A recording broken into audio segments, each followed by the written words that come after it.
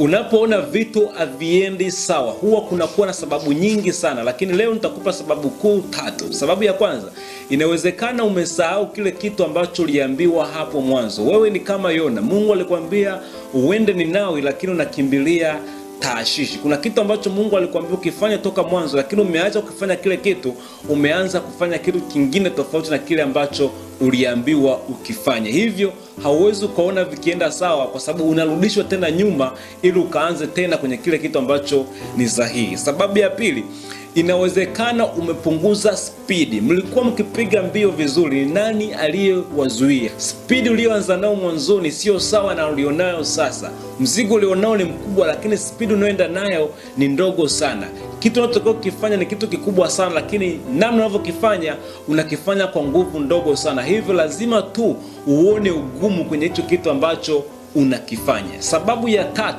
ni ishara ya kwamba unaenda kwenye mafanikio. Unapoona mlima na ugumu wa aina yote mbele yako, ni ishara ya kwamba kiutobole mlima, mbele kuna mafanikio makubwa sana. Wana wa Israeli wanapopita bahari ya Shamu, wale wa Misri hawakuwaona tena. Kwa hiyo pia unapoona kitu cha kwanza umekipo sawa, kitu cha pili kipo sawa, cha 3 ujue kwamba mbele kuna mafanikio makubwa sana kwenye hicho kitu ambacho una